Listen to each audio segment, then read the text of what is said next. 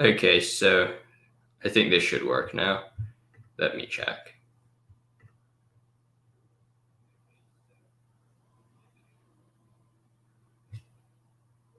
Okay, yeah, I've just realized I had some technical difficulties. So if anyone of you, so I've just realized I I've had some bit of technical difficulties. I forgot to add my own section on StreamYard because, well, I'm using a new software here and I'm not really sure how it's actually working or how it's meant to be working. So, well, I've added my face on now, so I hope you can all see me. I hope this quality is pretty good. And, well, without further ado, let's get into set theories. But before I do that, actually, I would like to just give the announcements I've given just now because, well, I haven't actually added my face on, so I don't think anyone's hearing what I've said like for the last few minutes. So let's get that done first.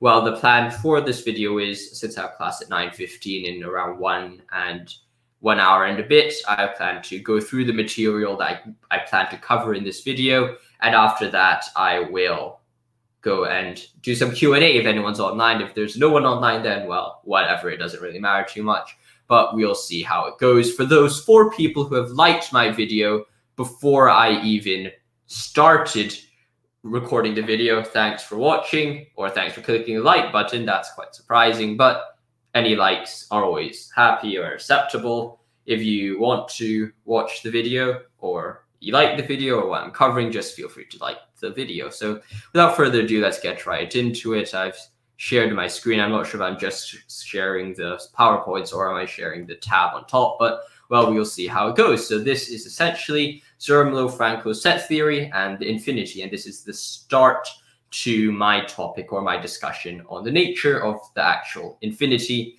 and whether it can be realized in reality. And the plan for this series is that I'll start off by making a video on what it actually means to be the actual infinity, or in other words, well, what is the actual infinity first before I move in to discuss more interesting things about whether it can be actualized in reality and its implications or the conclusions that we have from our discussion. So it's more of a stepwise task or approach in a more orderly manner. So then you guys will first understand what I'm talking about and the terminology that I'm using before I then go and talk and use it and discuss it in more detail. So what is the Zermelo-Fraenkel set theory and infinity? So Zermelo-Fraenkel set theory is essentially a set theory which is developed by Ernst Zermelo and Abraham Fraenkel and is essentially a response to naive set theory raised by Cantor. Because when Cantor first raised the series, it really was a very interesting and a very somewhat of a new series presented about the sets, but then it soon realized that on naive set theory, multiple antinomies or paradoxes, a stronger word for antinomies, arose from this original form of set theory. So a good example of this would be Russell's antinomy, the idea of a self-containing set, for example. Well, does the set of all sets include the set of all sets? And these self-containing sets led to logical issues.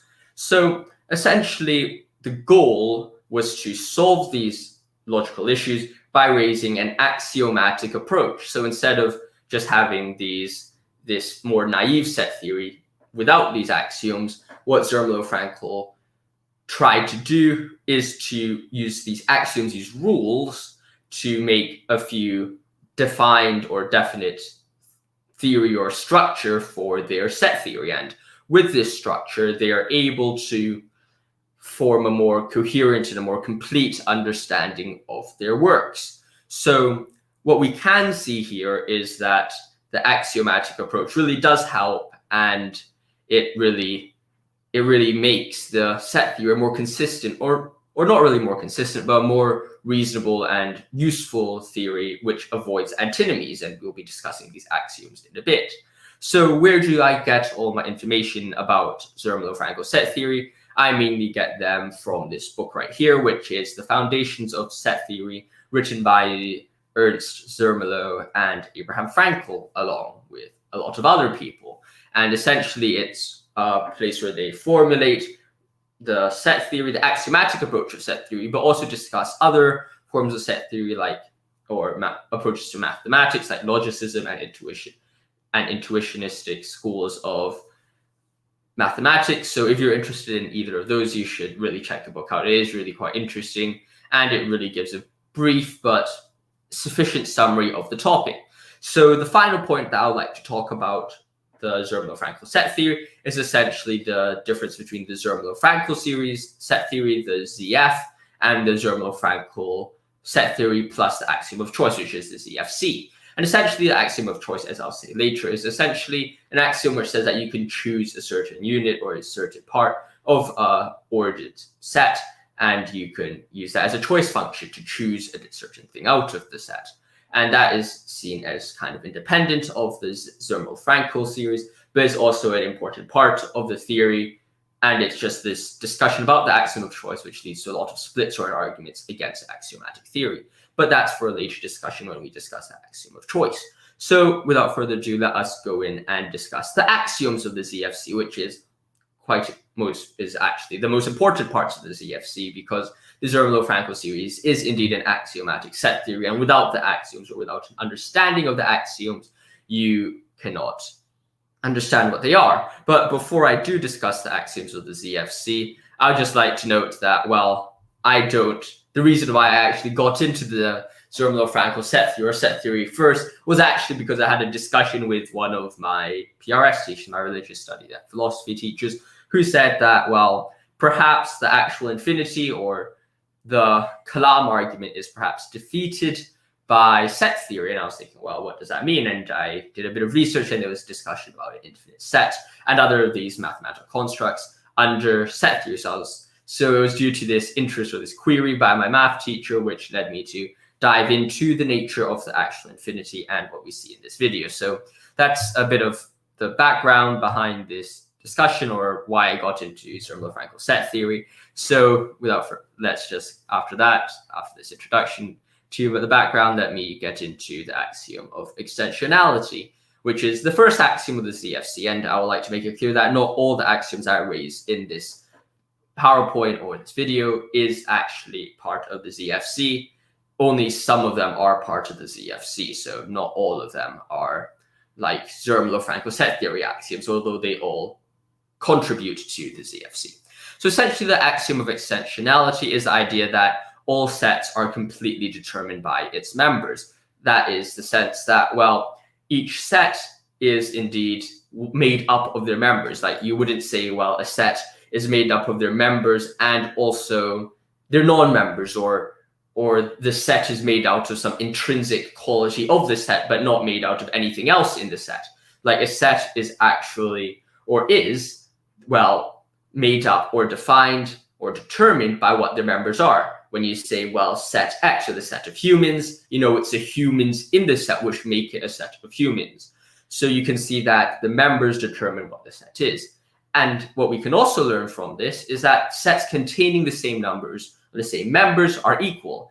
And then this is written in logical notation or set notation. And you might say, well, there's a bit of brackets cut out on the side. And that's, well, because I could not input an equation in PowerPoint style. So, well, I just had to screenshot my Google Docs notations and, well, put it here. So that's essentially the axiom of extensionality. As you can see there, it says for all x and for all y, if every element is an element of x, if and only it's an element of y, then that means x and y are equal. And that, I think, is quite is not too radical or unreasonable definition for the axiom of choice. And I have a computer right behind this, and I'm my streaming laptop, and I just want to get some notes out behind as well. But it's all good. Just checking the stream. There's no one on it, but whatever, it's fine. And then we will be discussing next axiom, which is the axiom of pairing. The axiom of pairing is, well, as the name suggests, an axiom about pairing. It's the idea that, well, you can write pairs, or you can make pairs out of any two units in the set, and that is developed later by the idea of subsets. But essentially, the pairs are, as Zermelo-Fraenkel writes in their book, which is for any two members A and B, there exists set Y which contains just A and B, i.e. A and B and no different member. The set which just compares or just contains A and B, is called the pair of A and B and is denoted by, well, brackets AB. If in AB, A equals B, then there is only one member of the pair, which is A, which is denoted by A and which is called the singleton or unit set. And that's quite a reasonable idea, because you can look at it and say, well, imagine a set of all apples or a set of the alphabet, and then you could make a pair out of AB or BC or CD and so on. You get the idea. You can make pairs out of the bigger set. And then the third point is, well, these pairs can also be ordered such that if A B pair, well-ordered pair AB is the same as well-ordered pair CD, then A equals C and B equals D, and that's not too controversial either or complicated. So that's essential understanding of the axiom of pairing, and sometimes also called the axiom of ordered pairs as well. So let's now talk about the axiom of union, which basically says, well, all sets have a set which contains the members of the set. And that's kind of a development of the axiom of extensionality, in the sense that, well, every set is essentially determined by the members that make up the set, and that's the axiom of extensionality. And the same kind of goes for the axiom of union, which is, well, all sets have a set which contains the members of the set, and this set is called the union set of the set. And the members together are called the union set, in the sense that, well, imagine you have a set of A, B, C, D. Well, the union of A, B, C, and D would be the set which contains these alphabets. So you can see that the sets of it's just basically a development of the axiom of extensionality. And if you might be wondering why I might seem a bit so tired or a bit dreary in this morning, well, it's because, well, I was wearing the shirt of Chelsea. Well, you could probably guess I watched the Chelsea match at 2 a.m. in the morning, had quite a short turnaround. I went to sleep at 4, woke up at 7 for the stream, but that's all well and good. It's quite nice to start the day off with some warm ginger water and a new manager in charge. But not that I don't like Frank, but you know, the things happen in football. It's sad, but you just have to carry on, you know. So, well, after we've talked about the axiom of union, we can talk about the axiom of the power set, which is axiom 4, and which basically says for every set there exists a power set, and the power set of A is, well, capital P with bold PA. So essentially, a power set is made out of all different combinations of the subsets of A. And that means that the power set of A is larger than A as well, because you can see, well, the set, imagine A, B, C, and D. I'm using these A, B, C, D sets quite a lot, but I think that's perhaps the easiest way to present it. Well, while the set of A, B, C, and D only has 4 units or 4 parts, you would see that, well, the power set of set A, B, and C, and D would be, well, it contains the subset A, it contains a subset AB, contains a subset B, contains a subset BC. So you can see that all of these different combinations are the subsets or would make up the power set. So you can see that the power set is normally larger than the original set. So then you have the axiom of subsets, which is not a actual axiom of the ZFC, but as I've said, it is a very important and a very helpful part which contributes to the subset, which can actually just be seen as, well, a development or addition or similar to the axiom of pairing just now, which, although the previous one makes pairs, this one just makes subsets normally. And this essentially says, well, one can create a subset of a set. And it's quite obvious if you think about it, because, well, you could have a condition Bx that some of the members are part of, then one can form a subset on that condition Bx. So for example, you have a subset of paper, right? Or you have a set of paper, you have white, red, yellow, or green paper. Then the condition Bx, for example, would be green paper.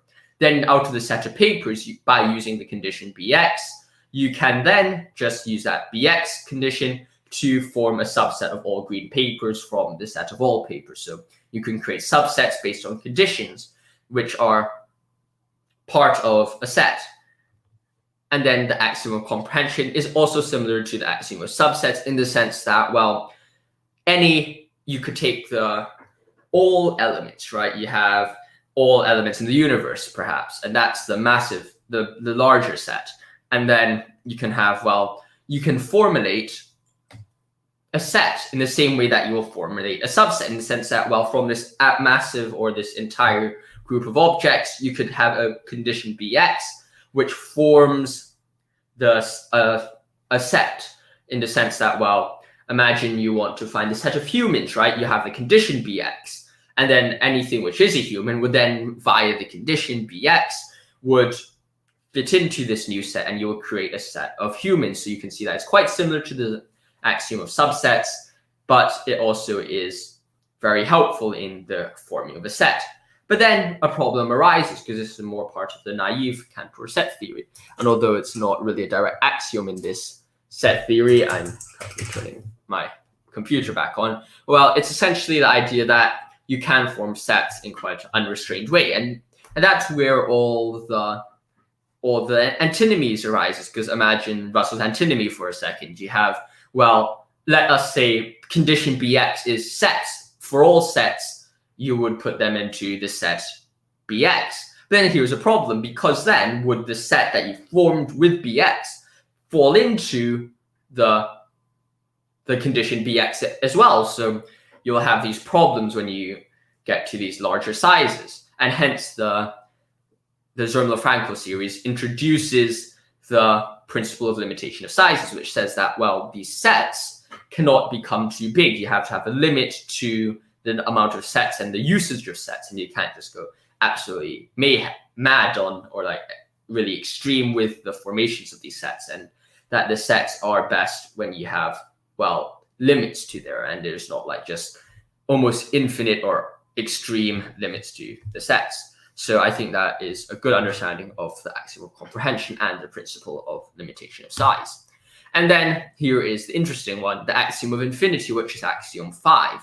And what I think we have to note throughout the entire set theory is that what they're trying to do is not to provide a understanding or direct representation of the mathematical nature in the physical world. What they're doing is forming a conceptual system, or a conceptual axiomatic system, which essentially means that even if some of the things that they do or things they produce via the axiomatic system is not directly involved or directly applied to reality or directly applied to society or the way things work, for example, or the observation that we see around us, it does not mean that we cannot have we cannot use these numbers, or we cannot use this system. And that is very clear that in the fact that they write, well, from the axiomatic viewpoint, there's no other way for securing infinities sets or securing infinite sets but postulating them, which seems to suggest that we do not experience these infinite sets in reality, but we do experience them by thinking about it, conceptualizing it. We can think of the definitions and the meanings for infinite sets, and that's quite reasonable. And that is because we define the infinite set by some parameters, and they basically say, well, the smallest infinity, that of the smallest transfinite number, which is ALF null, is, well, denumerable if they can be put in bijection with the natural numbers. And bijection basically means one-to-one correspondence. And how you do that is essentially you have, imagine, 5 fish and 5 bread. You could put them in bijection or one-to-one correspondence because, well, one bread goes with one fish, the second bread goes with the second fish, and so on. So you can put them in one-to-one correspondence. And it's via that one-to-one correspondence which allows us to understand and know that, well, the sets can be put in bijection with the natural numbers. A set is denumerable and is infinite if they can be put in one-to-one correspondence with the natural numbers. And sets are reflexive if they are equinumerous with a proper subset. And that's the sense that, well, their numbers or the set is called reflexive if that number or that set can itself be put in bijection with a proper subset of it. And you might say that is, well, quite a bit, well, counterintuitive or quite weird. But for example, you could think a good way to express this is perhaps by example, and that would be via the idea of, well, imagine the natural numbers or positive integers and even numbers. While they're both seemingly, while even numbers are definitely a proper subset of the natural numbers, it does seem that they could be put into one-to-one correspondence. So you see the numerable set, which is reflexive and found in the natural numbers, because you can see that the natural numbers or the positive integers or the even numbers or these things are indeed can be put into one-to-one correspondence with a proper subset. And hence the final part of the axiom of infinity is there exists at least one infinite set. So before it postulates or thinks about the entire transfinite continuum, it first postulates the existence of at least one infinite set. And the idea of that is essentially they want to build upon the idea that there are enough sets for us to act with or play around with. And we have these definite parts of the actually infinite set, or we have at least enough sets that we can use to create or play around with set theory. So there's not suddenly a limit and, oh, we've used up all our sets and there's no more left. We can have continuously more sets, and that's just kind of a cross between the axiom of infinity and the axiom of comprehension. So let's talk about axiom 7, which is axiom of replacement. My maths don't work. How did I go from 5 to 7? Well, who knows? I don't know how that happened. But, well, we have the next axiom, which is the axiom of replacement. And the axiom of replacement basically says, well, if the domain is a set, then the range is a set as well. And that shouldn't be too surprising, because looking at the function graph, as seen in this graph below, we can see that the domain is here. And for every domain, there exists a range or a result or output. And you can see that these outputs form the range. And hence, since there's a set of domains, because since outputs exist, only the domain exists, then you can have, well, the set of domains can be put into equinumerous numbers, or the domains can be put into equinumerous relationships with the range, with the outputs. And as a result, since the outputs are varied, you can have, well, a set of outputs which forms the range, and you could, or the range in this sense, the all possible y values of a function, which is a range. So you can have a set using the axiom of comprehension. Well, let bx be the output, and then or the range, and then you can find another set there in the same way that a domain can be found. So you can see the axiom of replacement is quite simple as well. And finally, and well, not finally yet, but we have the axiom of choice, which is perhaps one of the most controversial premises in the ZF Zermelo-Fraenkel Set Theory. So as I've noted before, it's not contained in the Zermelo-Fraenkel series, but it is only contained in the Zermelo-Fraenkel choice, or well, with the axiom of choice set theory. I just realized I've been saying series a bit, but I'm sorry for that issue, but hopefully I remember to say set theory more. I think I might be mumbling my words a bit much today, but I hope this isn't too bad and you can understand why I'm saying it. This is helpful. So you have essentially the idea that the axiom of choice is independent from the ZFC, and one can believe in the ZF while dismissing the axiom of choice. And essentially, this is the main reason why people argue against the Zermelo-Fraenkel set theory, because people don't think that this choice function is possible, and instead they will just say, well, of course, the set theory already, the other axioms are quite intuitive, and it'll be very difficult to argue against them. However, the axiom of choice does take it to a next level and makes it more difficult for some mathematicians to accept, although I definitely don't think it's too unreasonable. I think it's quite a reasonable axiom, but some people would disagree with that. So what is the axiom of choice? It basically says that it is possible to choose a unit or part of the set from a well-ordered set and form a separate set from the choices, which basically imagine you have A, B, C, and D, which is ordered. You can have a choice function, or a way to choose A, or choose B, or choose C, or choose these different units out of a set and then form a set out of your choices, which I think is quite reasonable. And then finally, Gödel in 1938 demonstrates that it is consistent with Zermelo-Fraenkel series, the set theory. I've said series again. But essentially, the thing with these consistency things is that you can't really prove and as I'll discuss later, you can't prove a set or a set theory or axiomatic theory is fully consistent just using that axiomatic theory. You have to use some other or external series or external theories as well. And that's basically Gödel's second incompleteness theorem. But before we get to that, let's talk about the axiom of foundation, which is essentially a axiom which is very similar to the theory of types. And it is essentially there to avoid the Russell's antinomy. And this is basically the suggestion that, well, all elements can be divided into layers such that no set will contain itself. And the way they describe it is, if there is some element x which fulfills bx, then there is a minimal element u which fulfills bx, i.e. u fulfills bx, but none of its members fulfills bx. And basically what they're trying to do here is to, well, create a theory of types or a hierarchical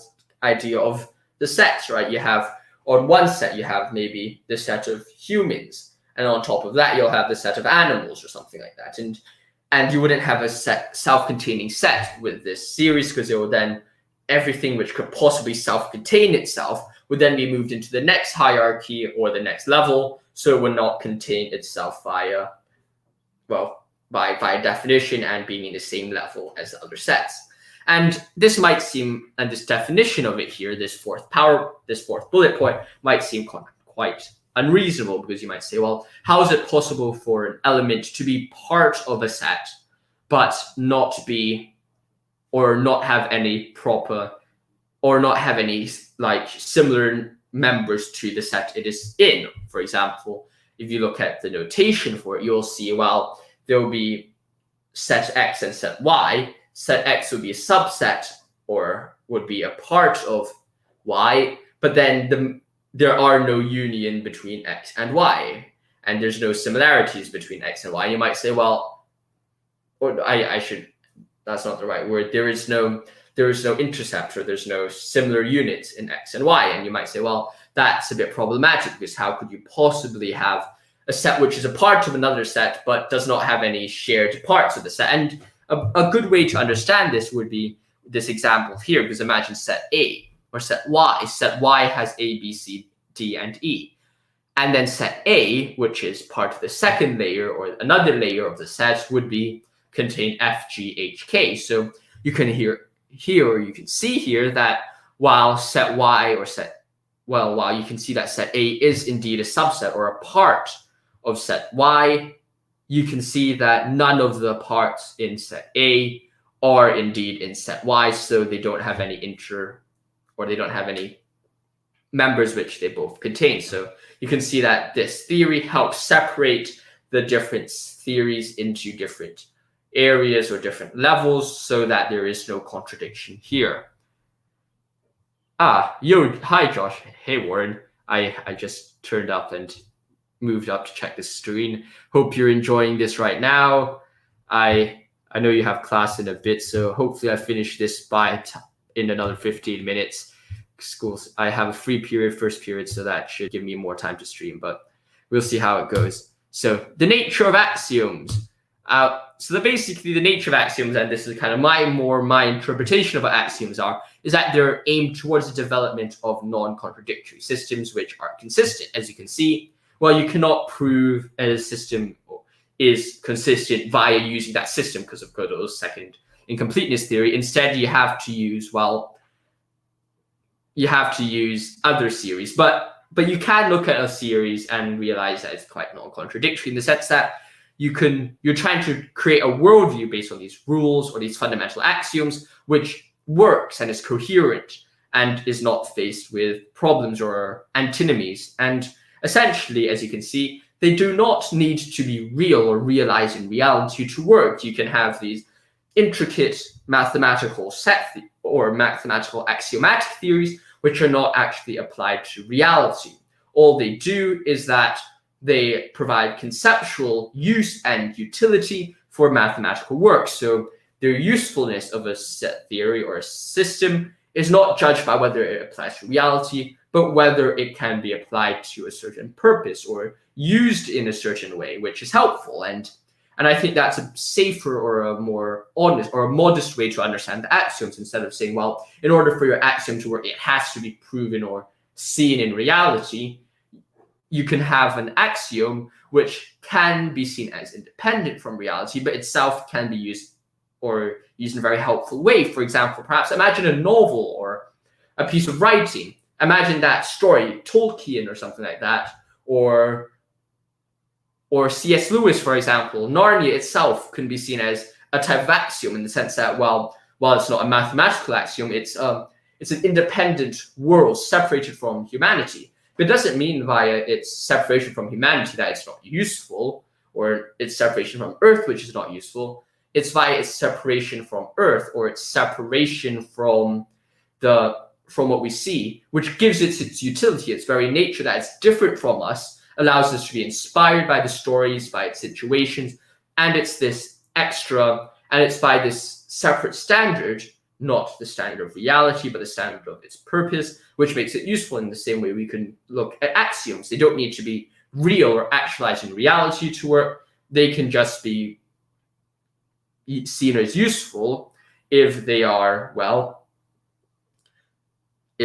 helpful for their purpose. So I think that this understanding of axioms is quite safe and quite reasonable.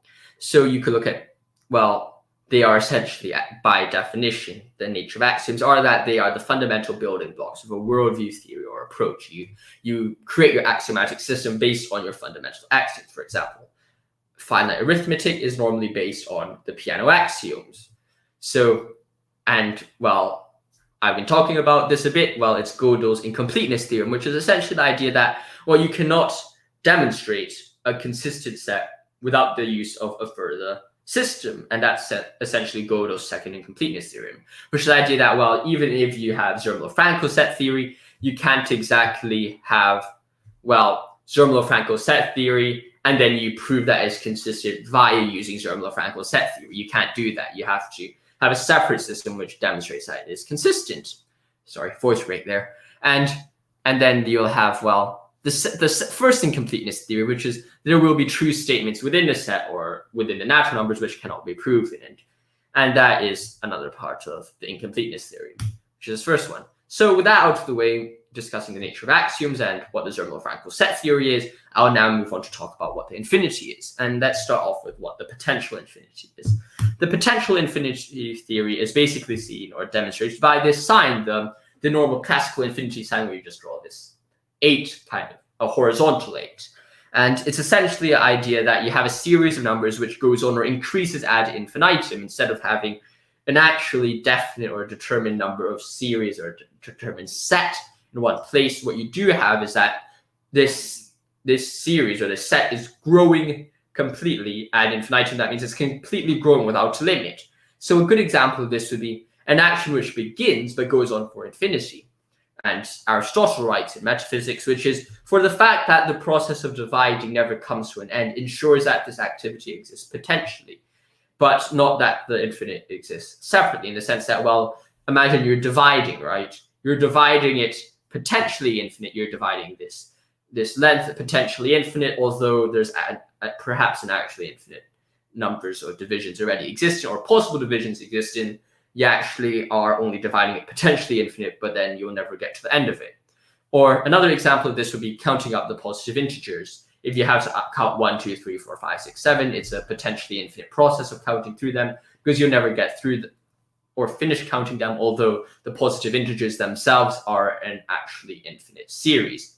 So it will always, at one point, be infinite, but it goes on forever, in the sense that when you're counting up the positive integers, if you stop at any point, you'll have a finite number that you've counted, but you'll never have a limit. So hence, if you continue counting, it will continue going on forever. So as a result, it's best to think of the potential infinity as a limit. You have a limit to infinity, and you basically add it up for infinity.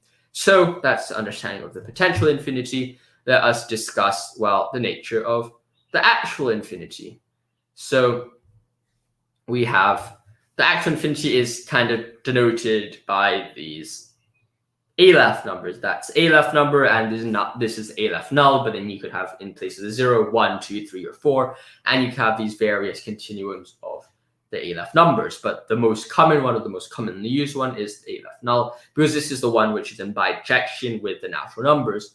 So essentially, this actual infinity series is developed by Cantor, and Cantor develops a series which basically says that, well, the A-left numbers are essentially, the best way to understand it is think of the biggest number beyond the finite numbers, and you get the actually infinite numbers. And there is a definite number of infinite elements in a transfinite set, in the sense that, unlike the potential infinity, where you're continually adding to that set of numbers you're counting up to, the definite number of infinite elements in a transfinite set is set. Like, you already have the positive integers. You're not continue adding to the positive integers. You conceptually or conceive the set of the positive integers, or the smallest actually infinite number is A-left null, which is essentially the positive integers, and it's denumerable and reflexive, because as seen before, the set of even numbers is also A-left null, and the set of odd numbers is also A-left null. So these proper subsets of the set is, well, equanimous to the actual set. So you can see that there's some connection here. And that is essentially the actual infinity. And then finally, we can discuss transfinite arithmetic, which is the idea that, well, one must not treat transfinite arithmetic as one does with finite arithmetic, in the sense that, well, although it might be very tempting to say, well, n plus 1 equals n plus 1 in transfinite arithmetic, sometimes n plus 1 equals n, and you might say that's contradictory, but no, it isn't. Well, at least not mathematically contradictory, because we cannot treat transfinite infinite numbers in the same way we do finite numbers.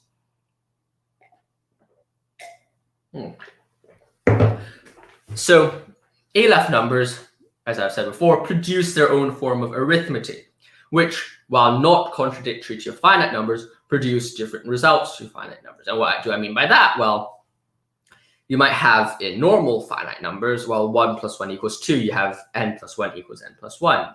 That's the piano axioms. But however, with the transfinite arithmetic, what you do have is, well, A-left null plus 1 equals A-left null. And, well, A-left null plus A-left 1 is A-left 1. So you can see that when A-left number is added to a finite number, the A-left number remains unchanged. But however, if A-left number is added to a larger A-left number, then the answer is the larger A-left number.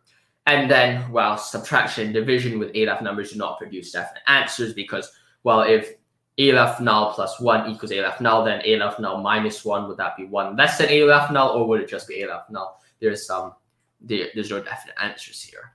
So with that understanding of the transfinite arithmetic, let us finally move on to the absolute infinity, which is essentially the idea of, well, there exists an actually infinite, well, the absolute infinity is essentially what Cantor could be called Cantor God's infinity. And the reason why I say that is because, well, these concepts, or this absolute infinity, is less of a mathematical infinity, but it's more of a philosophical or theological infinity, and it is differentiated from the actual and potential infinity in the sense that it transcends both of them. It is a greater infinity than both the potential and actual infinity.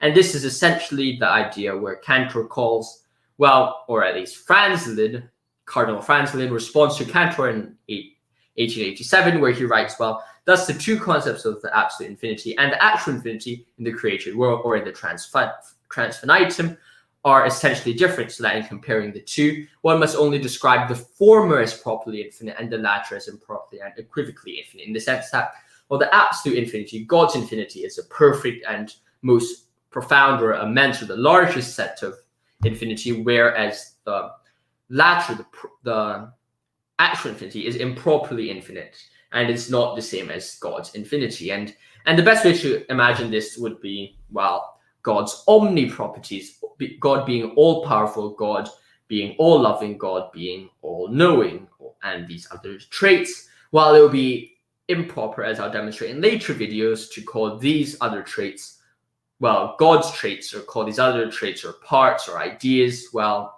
call them actually infinitely powerful. The correct way to call that would perhaps better be absolutely infinitely powerful, in the sense that, well, God's properties go beyond the understanding of the actual infinity or the potential infinity. And that is perhaps the best way to look at his traits. And I think that's the best way to understand Cantor's ideas. So I think that's basically it I want to go over. There's only one person watching this. I'm not sure who is watching this video right now. It's either Warren or someone else. But, well, if anyone has any questions, feel free to let me know in the comments or in the live chat. I'll make sure to check that out. Let me see what happens if I show them. That's what happens if I show them. Hey Vaska Venti, I hope you're having a good day. If you have any questions you want to ask me about, we've reached the Q&A section of the live stream. I think I'm going to turn off my screen share because I have actually finished my presentation of the infinity. So if you want to check out what the axiomatic set theory is after I finish this stream, you could probably go back to read and understand what the finite theory, the actual infinity is, the potential infinity, what these things are, the absolute infinity, or Zermelo-Fraenkel set theory. You can have these discussions or these talks or these ideas in the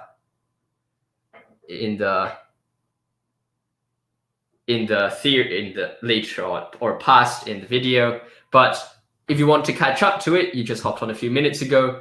Essentially, what the idea is that what I've been talking about, I'll add it back to stream again, is the idea that I've been talking about what the Zermelo-Fraenkel set theory is. I've talked about what the axioms are, the axiom of extensionality, which I'll give a quick recap of it, is the idea that all sets are completely determined by its members in the sense that the members determine the sets. The axiom of pairing, which is the idea that you can make pairs out of the parts of any units of the set, in the sense that, well, you can have a set A, B, C, D, you can make a pair A, B, or C, D. And then you have the axiom of union, which is the idea that, well, all sets have a set which contains the members of a set, in the sense that, like the axiom of extensionality, the unions of the set makes up the set, in the sense that, well, if a set A, B, C, D, you have the union of A, B, C, D, you add them all together in more arithmetic language, you create the union set. And then the power set is the idea that, well, the power set is larger than the set because the power set is made up of the subsets of the set. So in the idea that, well, you have a set A, B, C, D, the power set of set A, B, C, and D would be, well, set A, set A, B, set B, set B, C, and other combinations. So you can see that you have these sets and then you make combinations in these sets, right? So you could have this power set being larger than the set, and the axiom of subsets and the axiom of comprehension is essentially the idea that you can create sets or subsets via conditions, Bx. For example, if I want to create a set of humans, I do the condition Bx of humans, so then all humans would fit into that set. And then the axiom of infinity is that there exists at least one infinite set. The axiom of replacement is the idea that if the domain has a set and the range has a set, then that means, and that's kind of, well, and the better way to put it is that if the domain is a set, then the range also is a set, in the sense that if there are multiple domains, there are multiple outputs, and both of these could be formed into sets, for example. And turning back to our terminology, you could use the condition Bx of outputs or the condition Bx of domains, which forms a set, so you can have a set there. And then you can have the axiom of choice, which is the idea that, well, although it's not contained in the ZF, it's contained in the ZFC. It's basically the idea that you could choose independent elements or units out of a set. And essentially what you have here is that, imagine you have this set of 1, 2, 3, and 4. You can use the axiom of choice to choose up the second element, which is 2, and the third element, 3. And then you could make another set out of that, which you could have set 2 and 3, and that's axiom of choice. The axiom of foundation is the idea, and perhaps the most complicated axiom in this video, is essentially the idea that, well, you have different layers of sets, and, well, the layers or the numbers in each set do not contain all the members or do not have any intercepts with the numbers that they contain. And it's not quite weird why I say this, but it's essentially the idea that, imagine you have set Y, which is one layer of set, and set Y contains A, B, C, and D. And then set A is this lower layer of set. And then you could have, well, set Y does not have any intercepts with set A, even though set A is a part of set Y. And that's essentially the axiom of foundation. So that is the Zermelo-Fraenkel set theory. I'll skip the nature of axioms for you. And then potential infinity is basically a series which goes on or increases ad infinitum.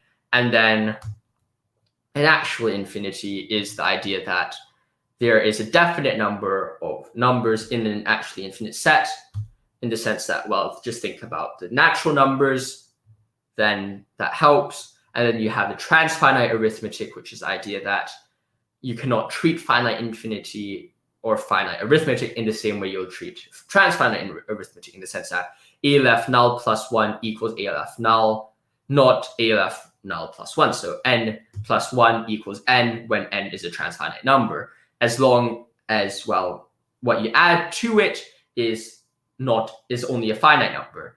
So that's transfinite arithmetic. And the absolute infinity is God's infinity. So I hope that kind of summarizes what the set theory is, or what I'll be discussing here is. So I have a Q&A session actually prepared.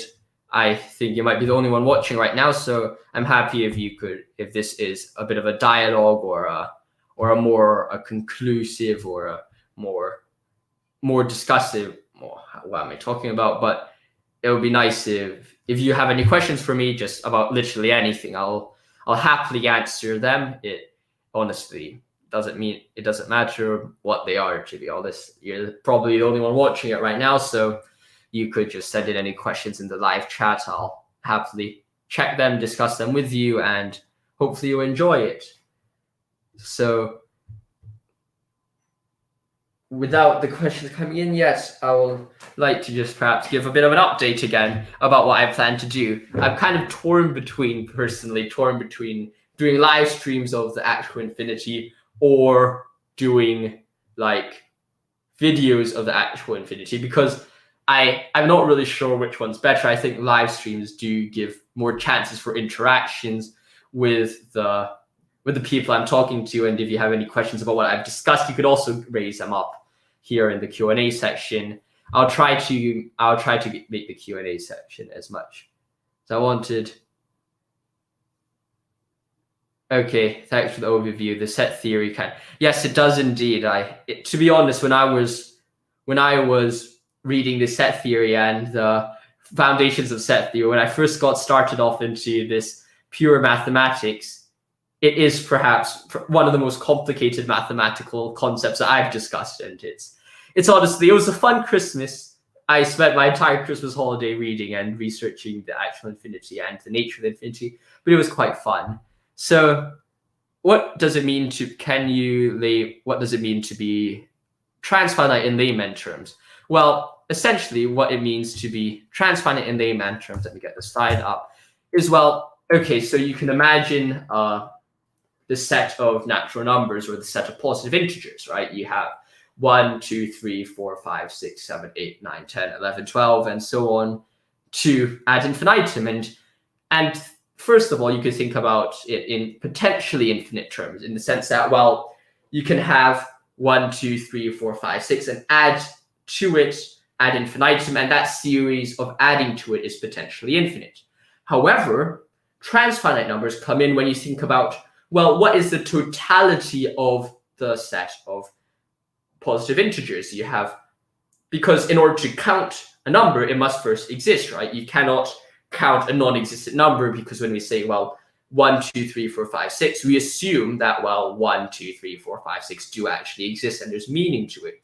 So when we count up the positive integers, we know that there must pre-exist or exist a definite set of positive integers, a definite set of infinite integers for that matter, which indeed has meaning and has existence. And I'm not saying Platonism here, but what I am trying to talk about is some sense of realism, in the idea that, well, these numbers have some existence and they have some meaning. And when you do have these meanings, or you think or try to conceive the nature of the transfinite arithmetic, or you conceive or think about a set of positive integers here, you then would think or see that this set of positive integers you attribute the term the actual infinity, or the smallest sense of the transfinite numbers, to your terms or to your theory, in the sense that, well, imagine you have, let's think about it. You have, because essentially what we have is that sets are equal, or sets have the same numbers, if they are in one-to-one correspondence or one-to-one into bijection with another set. So you think first, you think series or sets of positive integers, or sets of infinity, right? So you have set of infinity, and then, or actually I should say, so you have a set, you think of a set of positive integers. And then now you have the set of these 1, 2, 3, 4, 5, 6, 7 numbers. You then think, well, what can be put into bijection, or what can be put into one-to-one correspondence with such series? And then you have the actual infinite, the smallest actually infinite, which is Aleph null. And that's the first transfinite number. So I think the best way to understand transfinite numbers is to first understand, well, the positive integers, and conceive the totality of the positive integers. And then from the totality of the positive integers, then you can get the transfinite numbers. So I hope that answers your question. If you have any more questions or anything you want to clear up, send it to in the live chat. That would be nice. So essentially, that is what I think is the transfinite numbers. And it could be developed even further. And I see I have 2 viewers now, so that's quite good. That's really nice to have 2 viewers on for the first live stream. That's quite good. But essentially, that is indeed what the transfinite numbers are. If you have any more questions, feel free to ask them in the chat. If you want to know more about what I'm doing, or any questions about my life or anything in general, if you're curious about who I am, also ask that in the chat as well. And while that's going on, let me try to find a new setup with this camera. I think it might be quite interesting, actually, because I do indeed have this camera right now, which is this webcam thing. I think I could attach it to the top of my PC, which makes it easier for me to just look at the camera instead of looking at this separate webcam thing. So this might help. Hopefully this works. Yep, that seems to work. Put it onto my thing.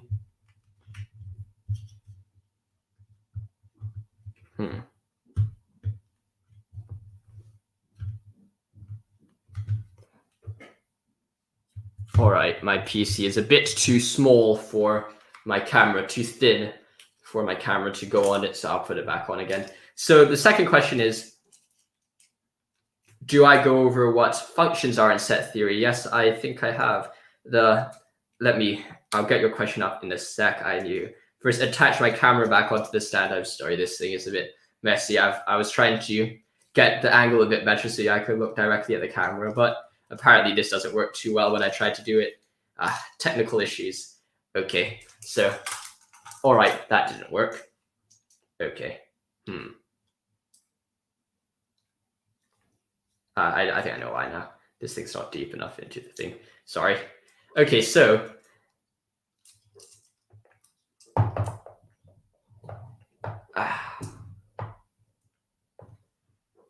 okay, that's back in. So let's show this.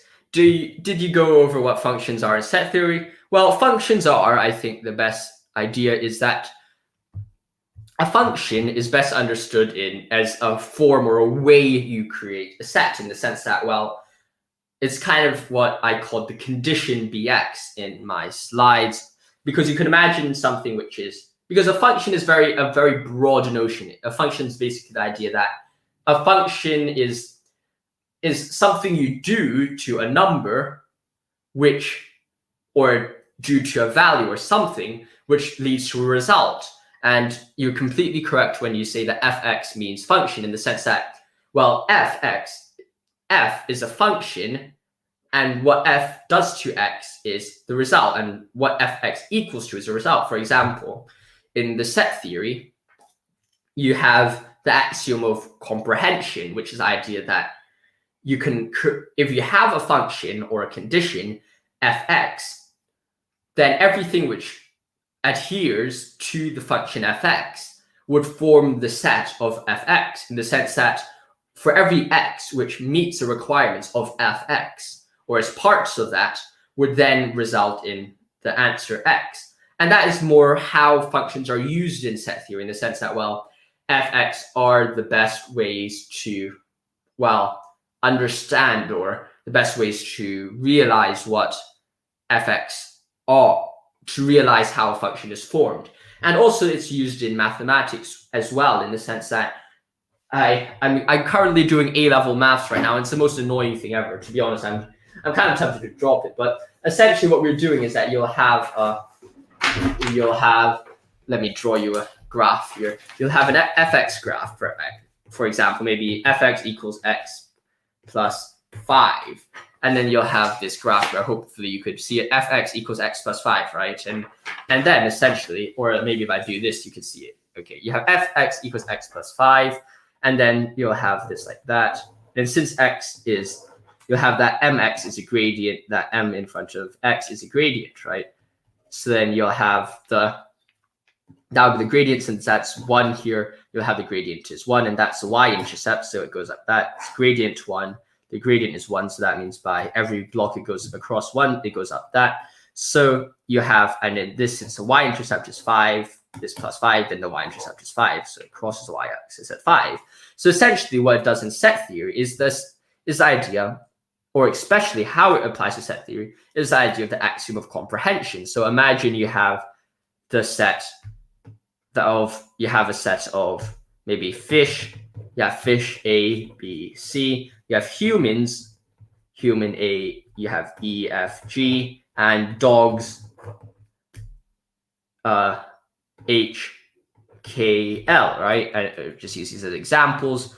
For example, imagine you want to create a set of fish, right? So you have the fx, just use the example, that f means the fish, right? The fish. And then you have, to create the x, you have what fits this condition of fish would be A, B, and C. So the fx would be A, B, and C here. And that's the set of A, B, and C. Now, perhaps you want the set of mammals, right? You have mammals, so you'll have mx perhaps. And then you'll have, since dogs and humans are mammals, I hope my biology is correct. If dogs aren't humans, or if, what am I saying? If dogs aren't mammals, then I'm wrong here, but I hope you can see what I'm writing. So you have mammals, mx here, then you'll have, well, E, F, G, H, K, L. So what you can see here is that the sets are formed from the function, and it's dependent on the function. Here, the functions, which then define what you do with the set, or it's dependent on the functions which mean or create the output. And I'm not sure what exactly Proust does when he talks about fx. If you send me perhaps an example of what he's writing, I'll get to that. But I think essentially, if we see, there's two ways you could look at it. You could look at the functions or the conditions in the sense of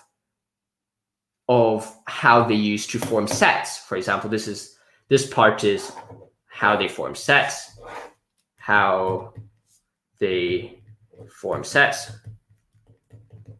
Wait a sec. You actually can't see it because I've been covering it with your thing. I'm an absolute idiot. But essentially what you see here is that you have these sets, right? You have this set here. This mx forms this set here because you have the animals, or the mammal set formed from A, F, and G, and then H, K, L. Yeah. And essentially you have the function here, right? So that basically the set theory, the function in set, or sometimes this is called the condition, right? The condition of the sets is formed via the mx or the fx, which defines what happens in the set. So for example, the fx here, as I've said before, the fish of fx would form set A, B, and C because A, B, and C are fish. So with the function or the condition fx, you form this answer here. And for the set of mammals here, you'll form this set here because these elements or units adhere to the condition, and because of the condition form these answers.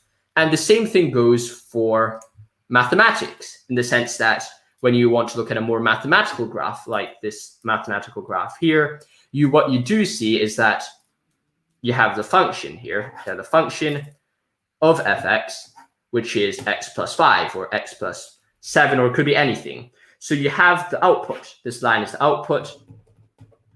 The range here is the domain. The y, this is the domain. And the y-axis is the range. As you can see here, if the domain is, this is essentially what people call the axiom of comprehension and the axiom of replacement, and so on, which is essentially the idea that if the domain, or if the domain, the inputs, if, that's right here, if the inputs / domain is a set, then the range / outputs is a set.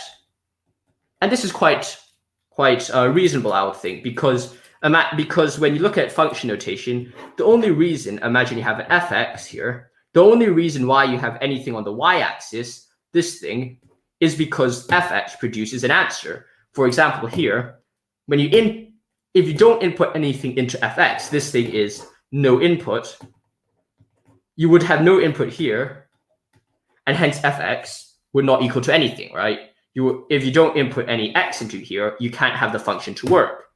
But if you do input something into here, for example, the domain 5, right? You add fx equals 5, then you have 1. The 1 is invisible because when you have 1 in a series, you don't need to write it because 1 times anything equals the same thing. You have 1 equals 5 here because fx equals 5, the input's 5. Then you have plus 5, you get the output f5 equals 10. So you would turn back to the graph and then see, well, maybe at 5 here, that is 10 up here. And then the same goes for 4, that would be 9, and for 3, that would be 8, and then for 2, that would be 7. So you can see, and then at 1, it'll be 6, and then 5 when it crosses the axis. So what you can see here is that this line, the output of the function, I can't spell, the output of the function exists if and only if, or I should say the output of the function exists if domain exists, in the sense that the only reason why the function or the domain, the only reason why, actually I've mixed up the order. The input, it's only if the input exists that the output exists. So if you don't have input, you can't have output. And they could almost be written in a biconditional relationship. Reason being is because if you know the function fx equals x plus 5, if you know the function and you have the output, imagine the output's 10, you can know from the output what the input is, in the sense that imagine you have fx equals 10, right? And then you know that fx equals x plus 5, so you substitute that in and you have x with 10. You know that x equals 5. So what you see here is that, the function is essentially the representation of a condition or action done to fx. So I hope that is a good summary of what function graphs are and set theory. If there's any exact examples that Proust uses which aren't what I'm writing, I'll happily go over those with you. But I think that is essentially a good summary of what the set theory is, and hopefully that helps what functions do. I actually don't cover that in that much depth in my videos, so thank you for raising that or pointing that out. So if there's any other questions you want to ask, feel free to let me know. I'll get some water to drink in the meantime.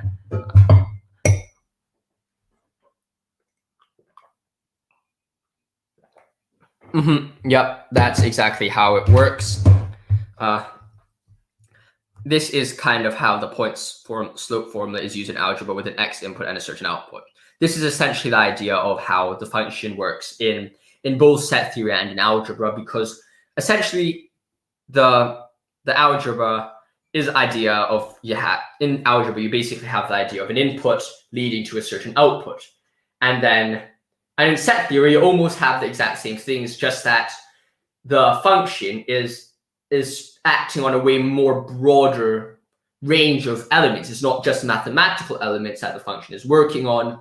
It's also working on animals, humans, the universal all things in existence here. We have, and it's due to this larger group that it's pulling from or getting things from, that this function is acting on. It acts on this massive group of data and says, well, from this massive group of data, you can use the function notation to get certain results out of it. So from this group of anything, you could think of, from this group of animals, you can use the set or a function to get out the mammals using function mammal x or mx, or you could get out insects, for example, ix, and then you get from these things to get a set of a result of all the insects or all the mammals. And you could subdivide that into further categories via these notations or these functions. So yes, that's completely correct. It is, the relationships are very similar between maths, the functions in maths, and the actual infinity and the set theory in actual infinity.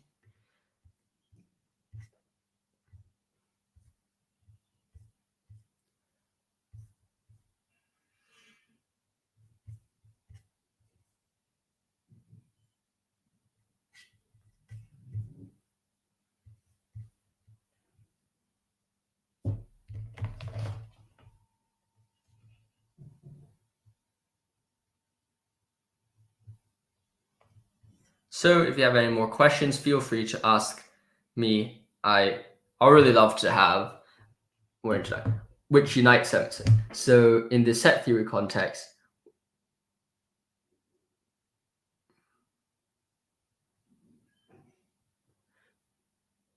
well, I would say that is more dependent on the intersection of the set, what makes things similar, they have in common. Because let me draw it for you again. I luckily have quite a lot of random papers because my printer didn't work recently and I had a lot of misprints, so I basically got these papers. So essentially the function would make a set similar, right? Like you'll have maybe this, and these sets will sometimes overlap, and that's completely correct. You'll have set of human x, right? You have humans and mammals.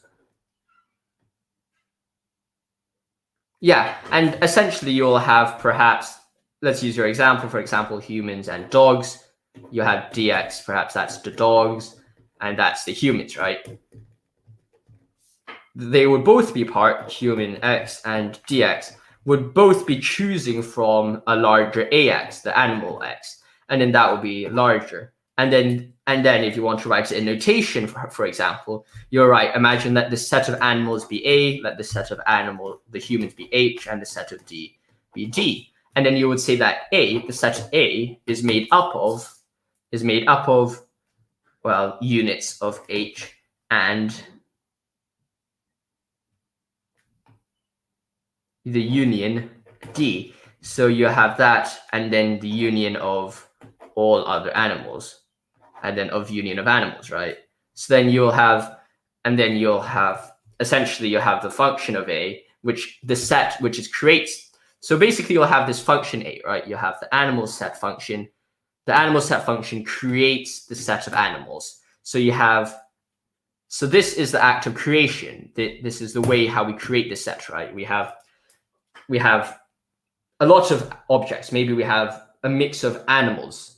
You have a huge pool of choices. You have a set of animals and buildings and stuff like that, and objects.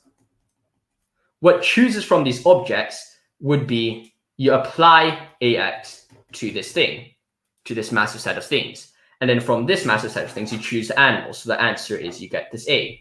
And then from the animals, you could find the humans and you could find the dogs in the same way. So essentially, you can use the function to get these sets, and you could use functions to create things which are equal on parts of them.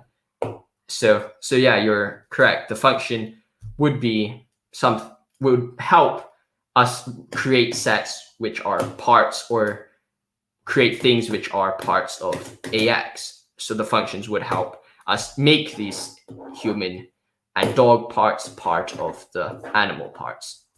Yeah, so I hope that answers your question. I'm quite happy with this new webcam thing.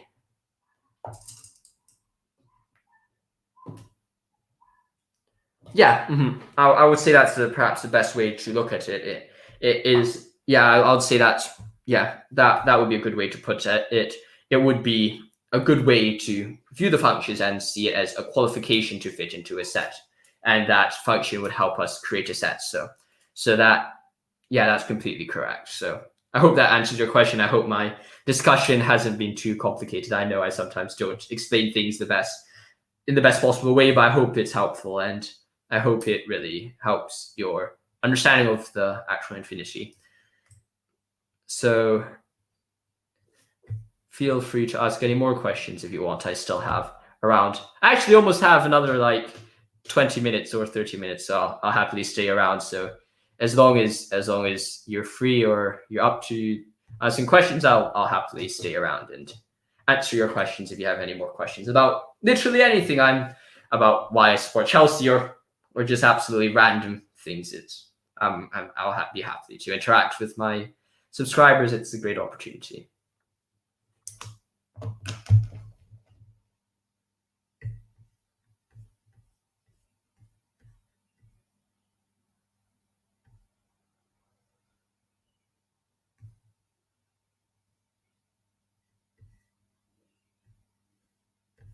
Okay, that sounds a good idea.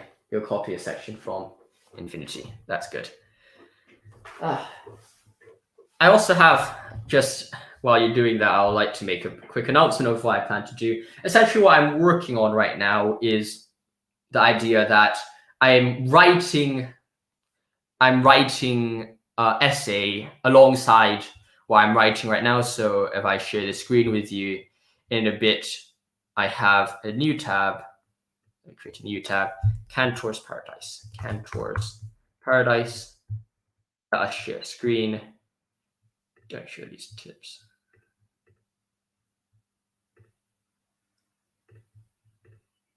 So essentially, I have this essay thing, which goes alongside what I'm doing right now, this material. It's quite massive, as you can see, but essentially, if you want to check this thing out or this workout, you can just let me know. I'll do that. I'll make sure to send it to you.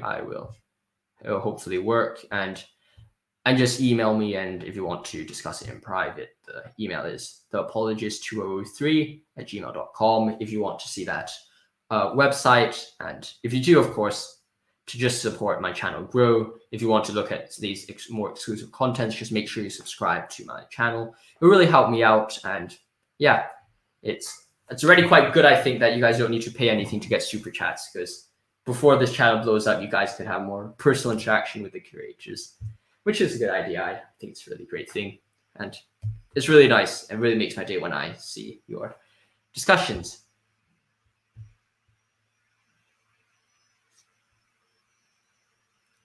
Hopefully this is not picking up my computer fan, because the fan on my computer is going crazy. I'm going to drop down. I'm going to decrease my gain again. Hopefully it helps. Hopefully I don't go completely on deaf. And if you can't hear me at any one moment, just send it in the comments below. I will make sure it works.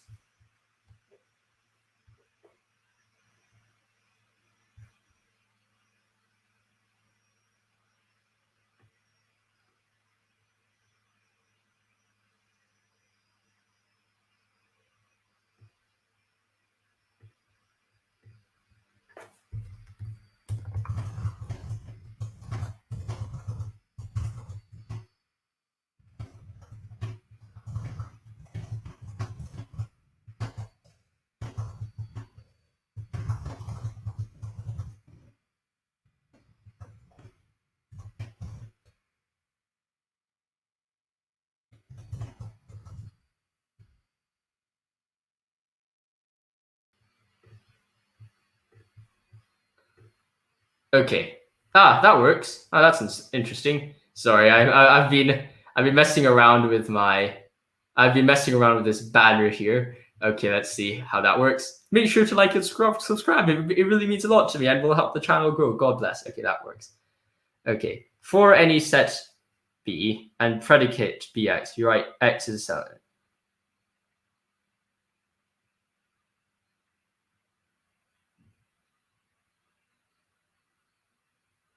I think that is very similar. This statement is very similar to let me get my slides up again.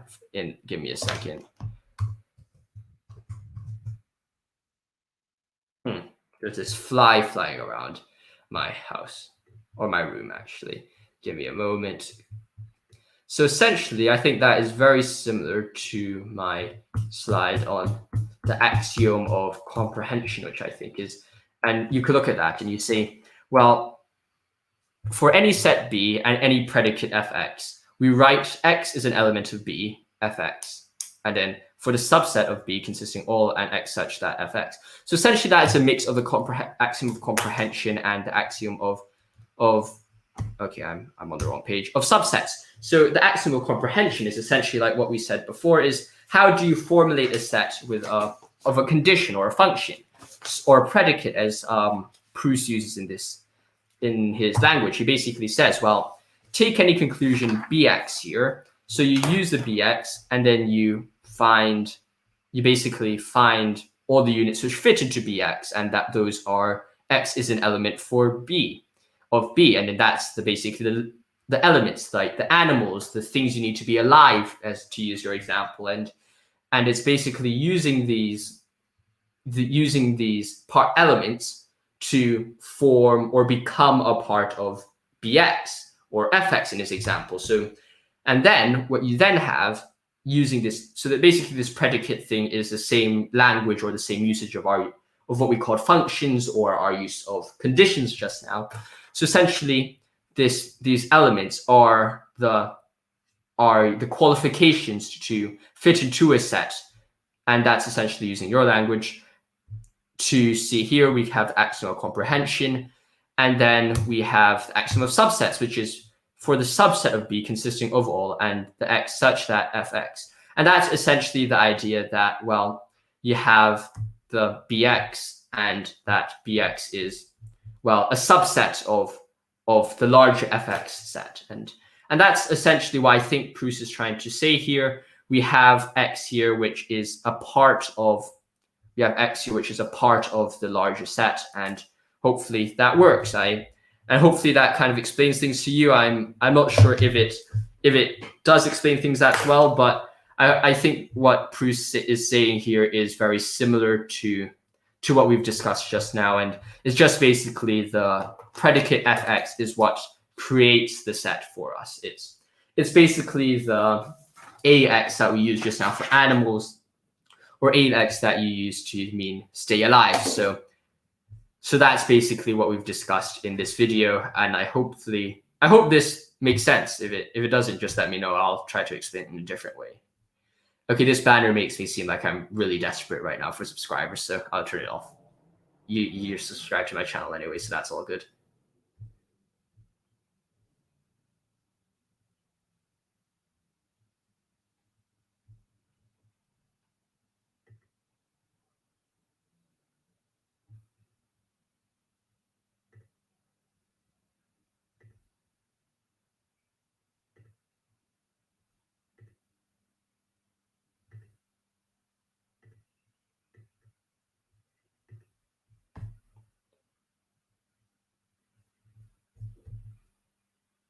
I'm just trying out some different styles. Hopefully you don't mind. Hopefully this thing works quite well.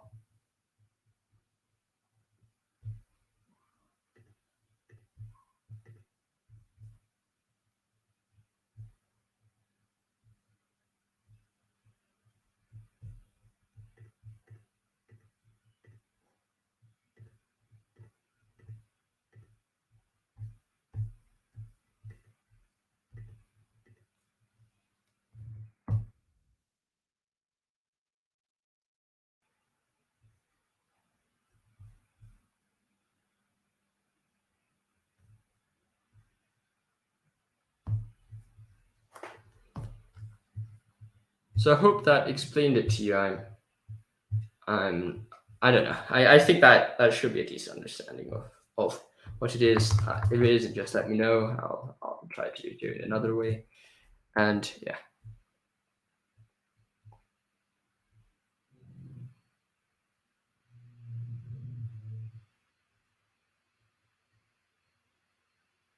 No worries, it's all good. Set theory is a very complicated thing. So I think what Proust is essentially saying here, I don't really know what he means by X or what he means by B, but it doesn't really matter too much because you could just substitute anything with these B's. Because just as a quick summary or a quick explanation, these use of letters here are just really covers or are explanations, are substitutes for what they represent. So X could be anything, B could be anything, Fx could be anything. Like, as long as you have an understanding of what Fx is, these things can be quite interdependent or quite broad or quite what should I say? How do I say it? Quite widely used. So B here. So what B here, I think what he writes is, for any set B and any predicate Fx, we write X is an element of B and B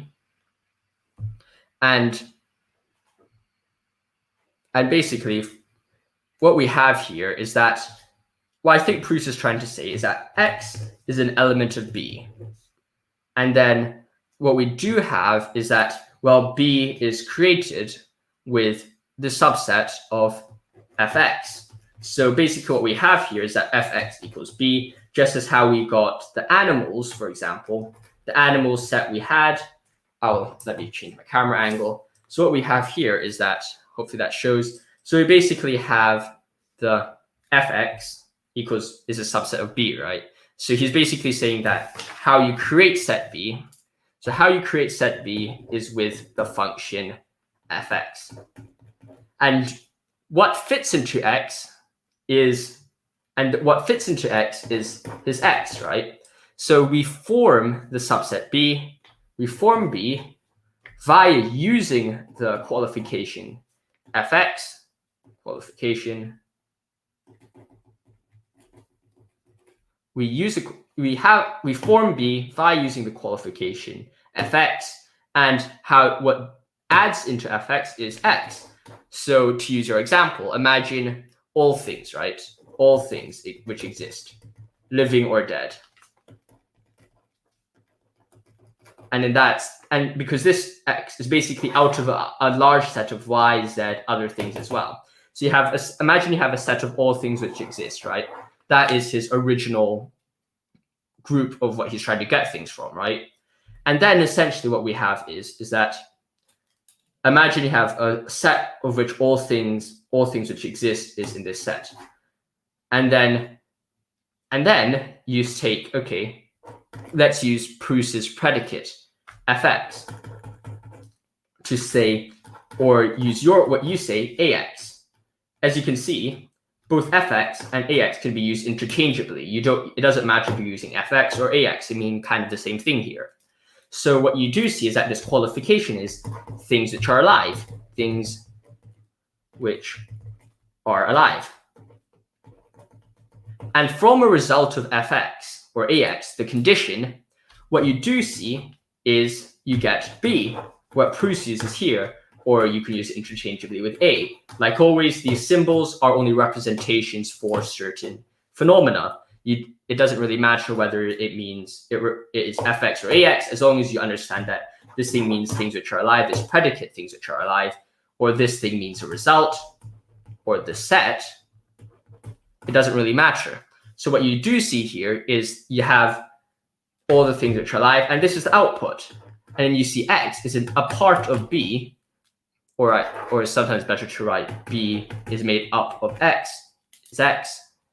And since X, you can see here, this X thing is a result of Fx. You can also write it in this sense, well, B is Fx, in the sense that Fx predicates B. So B is made out of Fx, as you can see here. B here is made up of Fx, which is then made up of X, of this massive set, right? So you have this massive set, which goes through.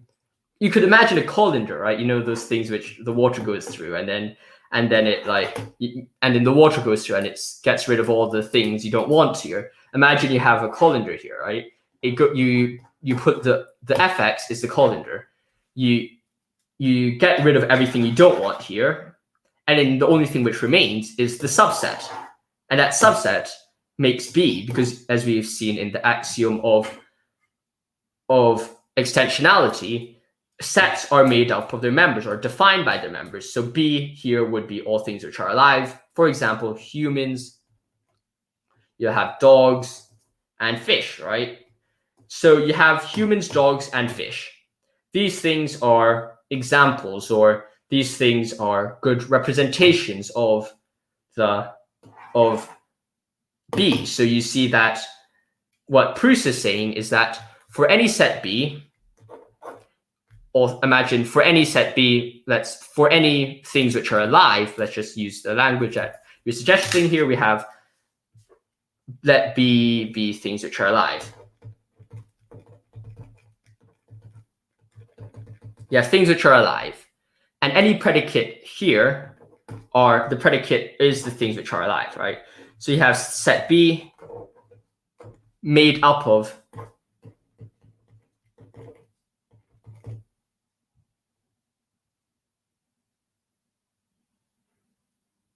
Yep, that's exactly how it is. So by establishing the qualifications or function, you create a set of things which fit those qualifications. Yep, that's a perfect summary of the idea, in the sense that basically what he's doing in his word, any predicate fx, that is his qualification, and the set of things which you create would be B. And that's essentially what I think what Proust is saying here. So I hope that helps you here. I hope that gives you a good understanding of the set theory. And I'm glad you enjoyed it. I hope you understand it now. If you have any more questions for me, I think I can take perhaps 1 or 2 more questions in this stream before I go to class in around 10-15 minutes time. I have Spanish next, so I need to hablo some español, but yeah, I'll see how that goes. So if you have any questions about absolutely anything, it doesn't need to be set theory, then yeah, sure, I'll be doing more live streams, just keep an eye out on my channel. I plan to maybe do another live stream next week on, let me see what days I have free next week. I might do a live stream next Monday, or perhaps after school sometime in the afternoon. If you have any more questions when reading Proust or anything else, I'll try my best to explain these things to you, and I hope you enjoy it. If you don't have any more questions, then just let me know if you don't have any more questions, and yeah, we could call it a day for today, and yeah, hopefully I'll see you in the next video, because it's great to have you kind of save the Q&A section for having me to actually do something and answer some questions, and I always appreciate that, and always appreciate interacting with you in the comments and in the live section.